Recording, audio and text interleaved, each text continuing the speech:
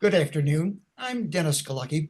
Welcome to the 554th Imagine Greater Buffalo program and 176th YouTube presentation hosted by our wonderful downtown Buffalo and Erie County Public Library. Thank you for joining us today. This program is created by the Center for the Study of Art, Architecture, History, and Nature, or C-SAAHN as I pronounce the acronym, and ImagineLifelongLearning.com. Now, before we get started, just a little housekeeping. Everyone watching will be muted and your video turned off. If you do have a question or comment, please type it into the chat box and we'll go through them at the end of the presentation as time allows. We are recording this program so you can watch it again. Watch it later on the Downtown Central Library's Facebook page and their YouTube channel. And we certainly hope you share the link with others. Now, a little context for today's program. With the collaboration with the library in selecting speakers, we've had a three-part series, and today is the third part of that series on civics. It's the library's attempt to help us all better understand how our country functions. A couple of weeks ago, we had Brian Higgins, former Congressman Brian Higgins, telling us behind the scenes how he experienced government working. Now today, I'm pleased to say, to finish up this, and most appropriately on Election Day, a reminder, please vote if you haven't already. But today we have Ashlee Reed with an interactive presentation titled U.S. Citizenship, Take the Test. As Ashlee Reed is a community relations specialist with U.S. Citizenship and Immigration Services, or USCIS. In her 10 years at the agency, Ashlee has interviewed applicants for asylum, green cards, and citizenship around the country and investigated fraud concerns. Ashlee currently travels around New York State and Vermont to share information with people who immigrated to the U.S. and people who were granted U.S. citizenship at birth about the purposes of U.S. Citizenship and Immigration Services, and to answer questions about the policies that her agency implements. So let's give a warm welcome to Ashlee Reed. Ashlee, take it away. Thank you, Dennis. I want to say thank you to the Buffalo and Erie County Public Library as well for arranging this presentation. I'm very excited to share information about the naturalization test. So, as Dennis mentioned, I work with U.S. Citizenship and Immigration Services. We commonly call it USCIS. So if I refer to it that way, that's why. And it's about talking about today about how immigrants become U.S. citizens and the rights and responsibilities that we have as U.S. citizens. So a little background information. After 9/11 happened, the U.S. government decided to take the immigration system and divide it up into three different agencies. So you have the Customs and Border Protection, Immigration and Customs Enforcement, and then U.S. Citizenship and Immigration Services, USCIS. And USCIS focuses on green card applications, asylum, family petitions, U.S. citizenship. We have no enforcement or law enforcement capabilities. And we simply are doing a lot of interviews for people who are going through the steps of their immigration process. Now, to become a U.S. citizen, if you are not born in the U.S. or you do not derive or obtain U.S. citizenship through one of your parents, these are the basic requirements on the screen. So you do need to be at least 18 years old and have your green card or lawful permanent resident for at least 5 years. There is that exception for the U.S. citizen spouse, marriage too. You need to be living in the U.S. You need to be physically present in the US. We look at your travel in and outside the US. And we want you to be in the US at least half the time while you're a green card holder before you become a US citizen. And the biggest parts are for the test are the reading, writing, speaking, understanding basic English, and the US history and government or civics questions. So those parts are what I'll focus today to give you a little sample test. When the officers call the applicant back to their office, they've already looked at their immigration history. They have other questions that they look at. The applicant has answered when they applied, and then they go for the test for the English and US history parts. So with those 4 parts, I thought maybe we would start and go into the first part that most officers will start with, and that is the US history and civics portion. So there are 100 possible questions. If anyone has taken a test in their life, that is a lot of questions to study, learn the answers to. And you do not know what questions out of those 100 questions you will be asked at your test with the officer. You have to answer these questions verbally to the officer, and the officer will verbally ask the questions as well. And they give you 10 chances to answer 6 questions correctly. And so you can miss 4 questions, now based on a US school system, that's 60%, not too bad. But it can be difficult for some immigrants, and some immigrants it's very easy for. And they do these tests in English. So if English is your second language, that can be a little difficult too. But here is a sample civics questions. Now I do have them on the screen, but the officer would ask them verbally. So to have some fun with those who are here today, I thought we would go through and see how many of these questions you can answer. And feel free to, try your answers even if you're not quite sure, and have some fun with it. So the first question is, name one branch of the federal government.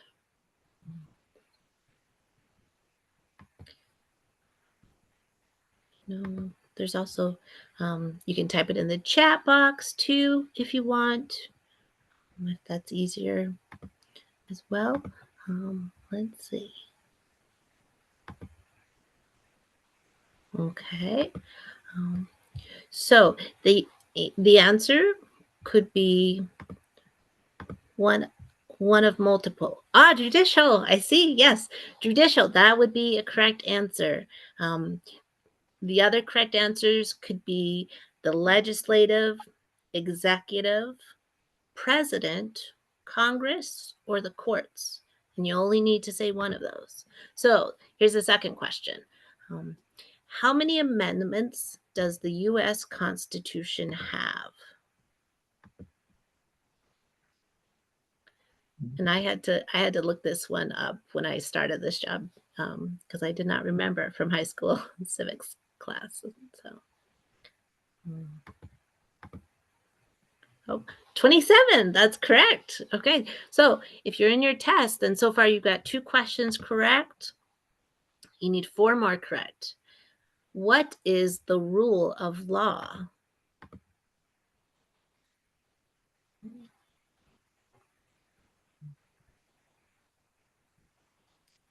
What is the rule of law? Okay.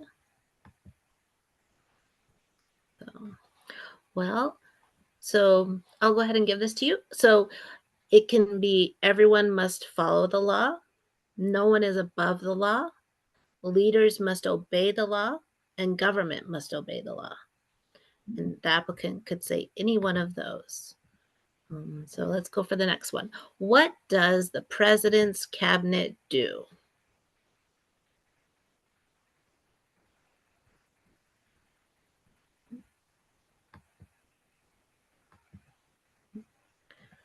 Okay. Um, let's see. So the president's cabinet advises the president. Let's go for the next one. What are two cabinet level positions? There's many different answers that you could say for this one. Two. Oh, wow, Interior and Commerce. Those are excellent. Um, yeah, we all know that there's like the Treasury, the State Department, Transportation, Education, Attorney General, um, Homeland Security for my agency as well. So, yeah, that's great. Um, Under our Constitution, some powers belong to the states. What is one power of the states?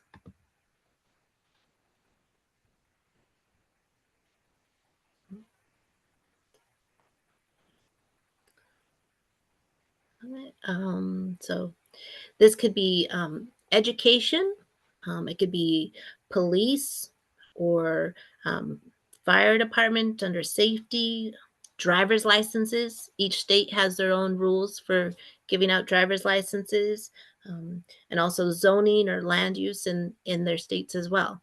Um, let's try the next one. What do we show loyalty to when we say the Pledge of Allegiance?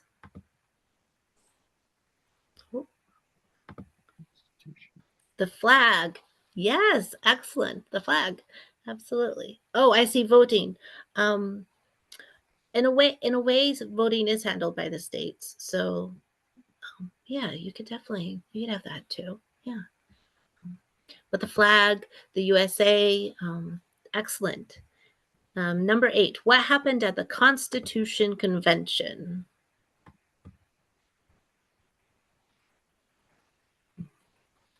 And this was one I absolutely had to go back and look at my history, as I did not remember as an adult. But One person said where we wrote the amendments.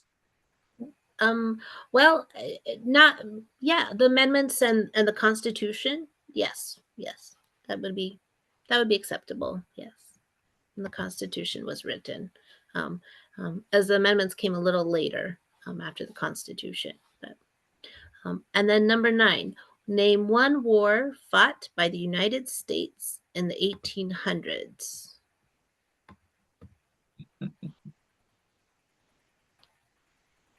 Anybody know that one?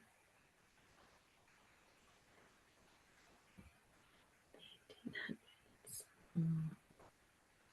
Okay. Oh, Civil War. Yes, wonderful. Wonderful. The War of 1812 as well, Spanish American War. And lastly, name one U.S. territory.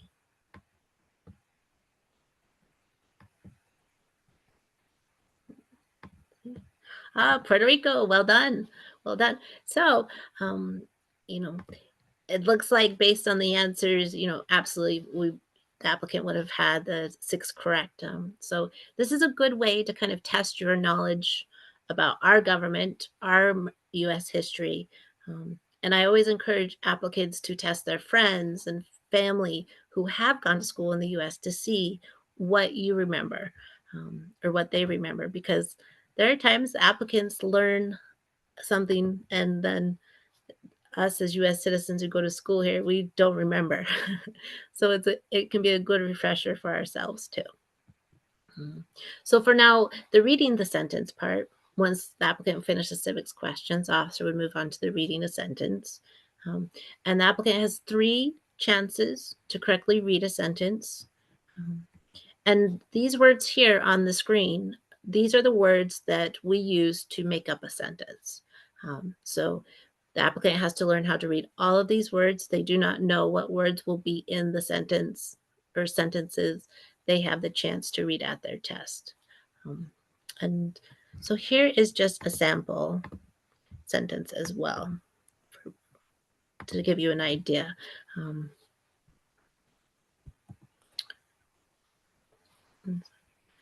Who is on the dollar bill? An applicant would have to verbally say that sentence.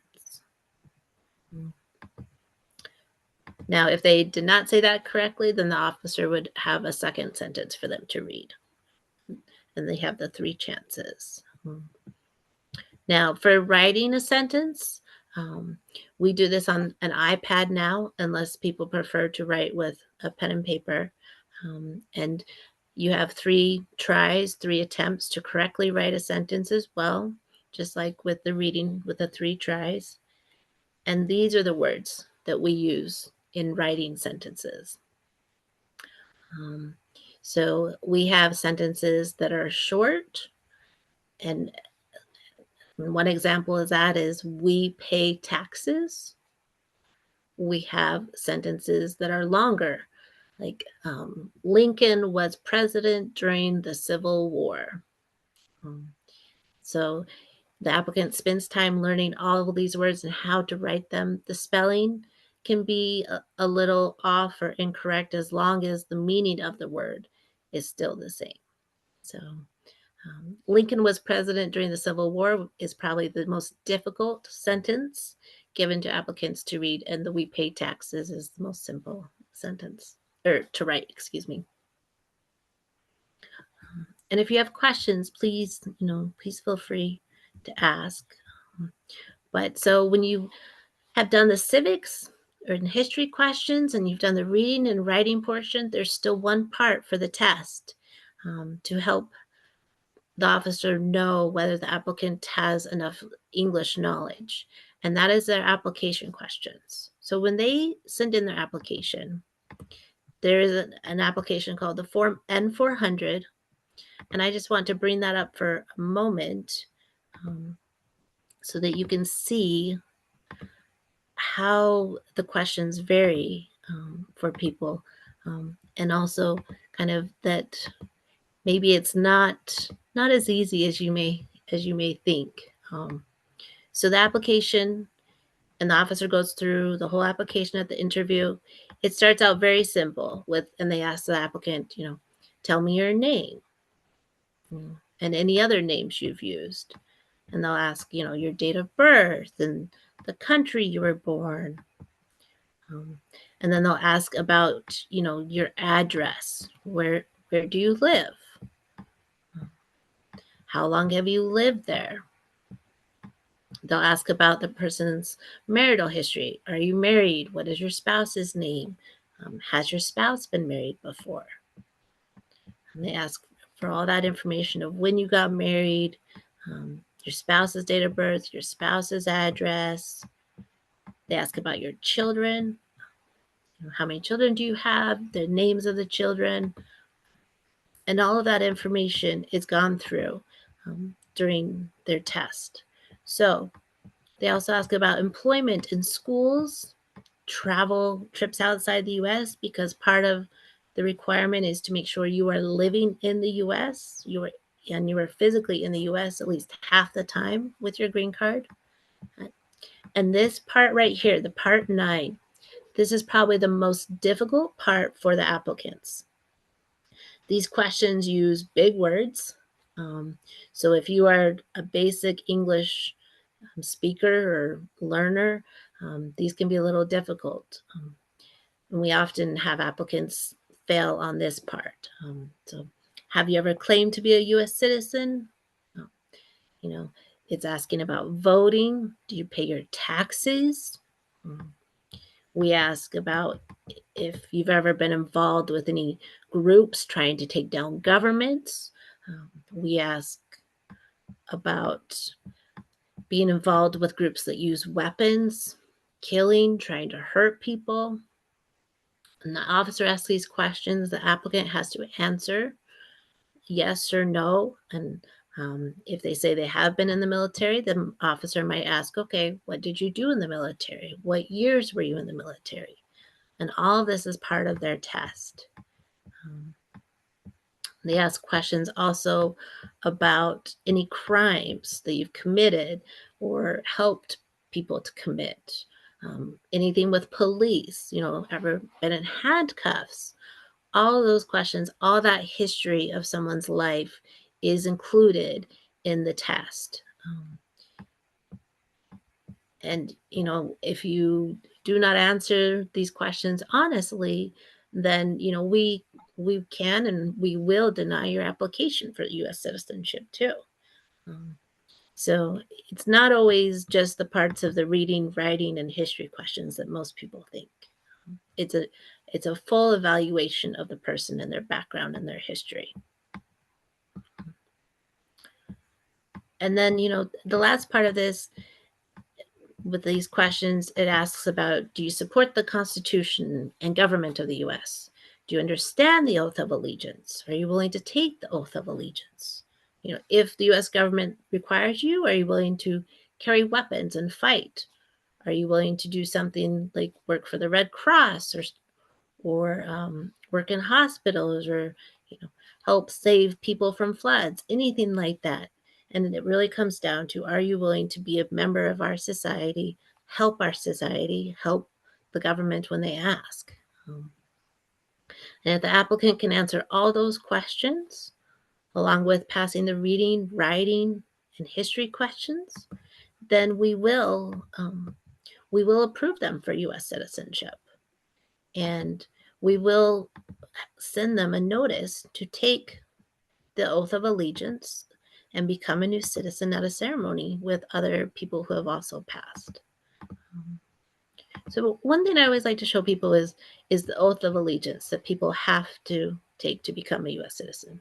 If you're born here, we don't take the oath, but it's always good to remember all the things that as U.S. citizens we promise to do for our country. And with election day and where people think about our U.S. history and our government, it's a good reminder to remember the rights and responsibilities we have of U.S. citizens through our lives.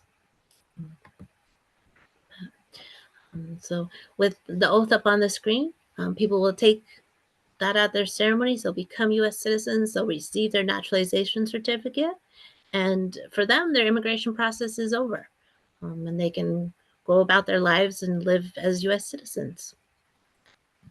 Ashlee, for the sake of those who would listen to this on an audio recording, could I ask you to read the oath of allegiance? So I think it's an important document that we all should be aware of. Could you do that? Yes, absolutely.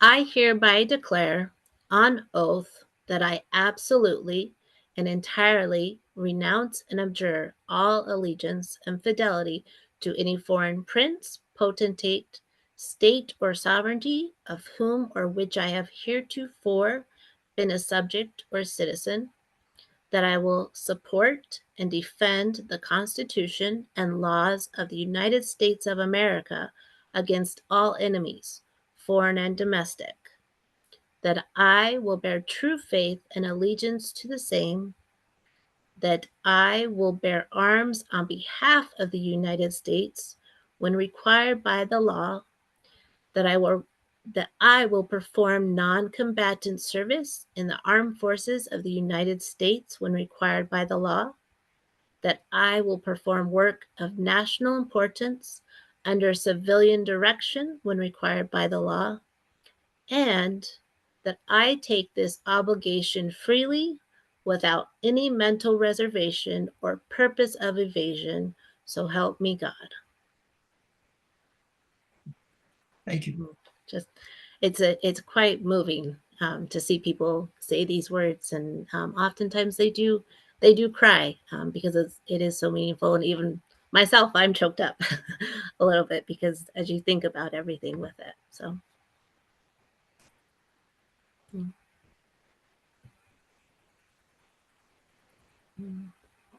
Does that wrap it up for you, Ashlee? Or do Sure. you? I mean, does No, anyone no. have any questions or? And that's what we're going to do. We've Oh, okay, great. I didn't know if you had more of the presentation to offer like that. No. Let me get it started, and folks please submit any questions, and Sean will get them into us here. But I've often wondered, as a border city, as the Greater Buffalo region is, do we end up with a higher percentage of people becoming citizens here than for our population size and whatnot, or that's just not a relevant factor that we happen to live so close to another country? I would say it's not so much a relevant factor for becoming a U.S. citizen. Compared to other cities, I've worked in places like Seattle, the larger cities, and smaller cities like Kansas City. It's about the same. Okay. For that part. I will And say there's a larger percentage who become dual citizens because many people who are from Canada, they obtain their U.S. citizenship through us, and then they also keep their Canadian citizenship. So you have a high number of dual citizens here, for sure. I did. That's good to interesting. Can U.S. citizens get that dual the other way around? By So going, to Canada, being U.S. oh, citizens, trying to obtain Canadian status as well.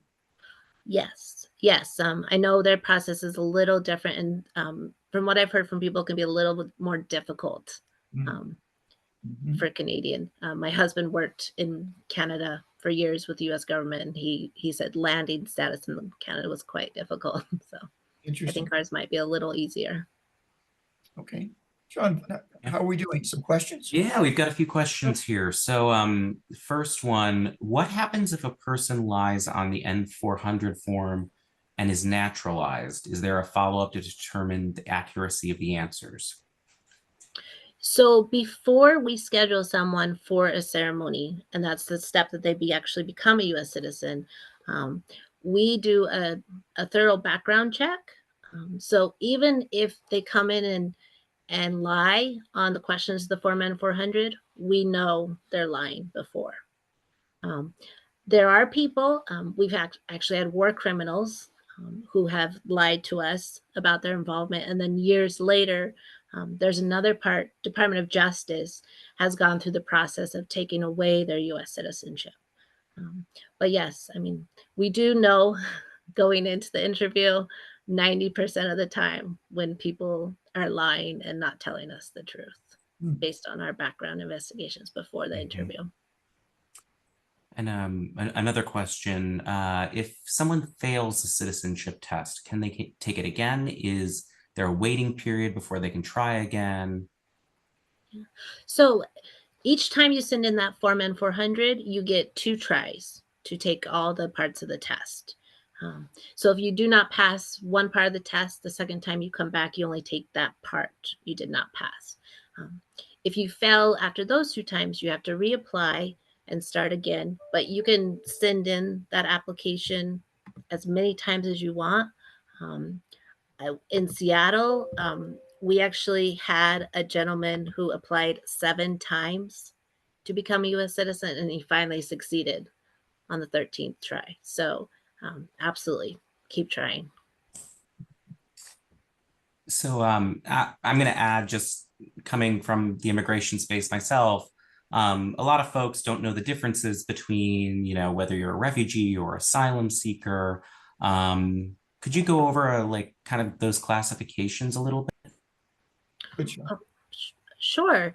So, refugees and asylum seekers, it's the same idea of you cannot live in your country because of the danger to you, to your family, and the government cannot or is unable to protect you from those dangers.